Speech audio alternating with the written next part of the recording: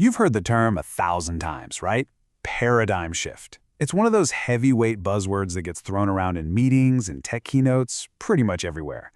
But what does it actually mean? Well, today, we're going to pull back the curtain and demystify it.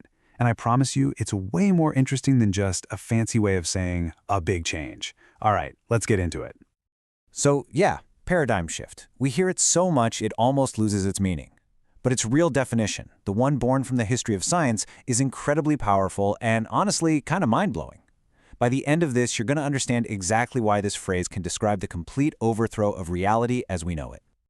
Okay, so before we can even talk about the shift, we have to get a handle on the word itself, paradigm. What on earth is it? Well, its story starts way before modern science. The word comes to us from ancient Greek, paradigma, and it literally just means a pattern, an example, or a model. For centuries, that's all it was. In grammar, it was the model verb you'd use to learn conjugation, or in an argument, it was the perfect example you'd give to make your point. It was just a pattern to follow. Simple enough, right? Well, that all changed in a big way in the 20th century. And this brings us to the hero of our story, an American philosopher of science named Thomas Kuhn. This is the guy who took that simple little word, paradigm, and turned it into one of the most powerful and debated concepts in modern thought. So in 1962, Kuhn drops this absolute bombshell of a book called The Structure of Scientific Revolutions. It completely shattered the old, comfy idea that science is just this slow, steady, logical march forward, where we just neatly stack new facts on top of old ones. Kuhn came along and said, nope, that's not how it works at all. And here is the core of his idea. He gave paradigm a whole new job description. For Kuhn, a scientific paradigm isn't just a single theory or a good idea. No, it's the entire operating system for a field of science. It's the whole rulebook, the shared set of tools, and the unspoken agreement on how to do things that an entire community of scientists works within. Think about it like this. A paradigm sets the entire game board. It dictates what's even worth looking at in the first place. It tells scientists what questions are legitimate and which ones are just silly. It defines how you should run your experiments, and crucially, how you should interpret the results you get. It's the whole framework, the entire worldview for that science at that time.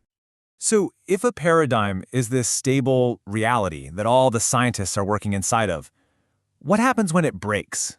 This is where it gets really interesting. Kuhn said science doesn't just evolve peacefully.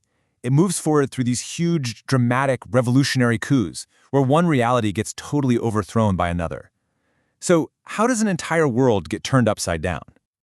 I love this quote. It's from the brilliant physicist Lord Kelvin, right around the turn of the 20th century. This is the perfect picture of what it feels like to be at the peak of a paradigm.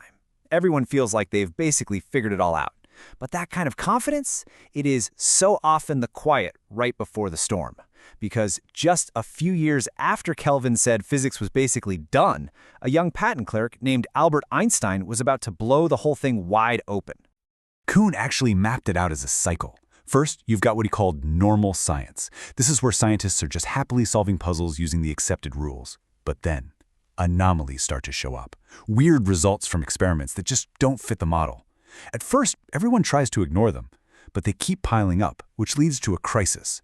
The community starts to lose faith in the old rules. And then finally, boom, a revolution. A brand new paradigm emerges that not only works with the old data, but crucially, it explains all those weird anomalies, and a new world begins. The absolute classic example, of course, is the shift from Isaac Newton to Albert Einstein. For 200 years, Newton's laws of motion and gravity were considered the absolute truth. They were the bedrock of physics. But little problems, little anomalies, like the weird orbit of the planet Mercury, just couldn't be explained. Then along comes Einstein with relativity, a completely different way of looking at space, time, and gravity. And here's the key thing. Einstein didn't prove Newton was wrong. He showed that Newtonian physics was actually just a special case, a really good approximation that works perfectly fine at everyday speeds, but it was just one part of a much bigger, more complete paradigm. And don't for a second think this is just some dusty old history. This stuff is happening all around us, right now. Look at medicine. We've had a huge shift away from just trusting a doctor's individual experience or clinical judgment to a new paradigm of evidence-based medicine that relies on massive amounts of data. Or in AI, The move from programming explicit rules to just feeding massive data sets to a learning algorithm, that's a total revolution. The old game gets thrown out and a new one begins. Now you might be thinking, okay, this makes sense. New, better evidence comes along, scientists look at it, and they switch to the better theory. Simple. But, not so fast. The psychological resistance to a paradigm shift is one of the most powerful forces in science, and Kuhn had the perfect way to explain why it's so incredibly difficult. It all comes down to the duck-rabbit illusion. Just look at this image. You can see a duck, right? But you can also see a rabbit. Now, here's the trick. Try to see both at the exact same time. You can't do it. Your brain has to pick one. Kuhn said this is exactly what it's like for scientists on opposite sides of a paradigm shift. They can be looking at the very same data, the very same evidence, and see two completely different things. Their paradigm forces them to see either the duck or the rabbit. This leads to this really deep and tricky idea that Kuhn called incommensurability. It's a big word, but it just means there's no common measure. The two sides don't even have a shared language to debate with. They use the same words, like mass or space, but they mean totally different things. They are, in a very real sense, living in and describing two different worlds. And this, of course, leads to something we call paradigm paralysis. It's basically a massive, collective version of confirmation bias. It's the absolute refusal, or even the inability, to see the rabbit when you have spent your entire life, your whole career, studying ducks.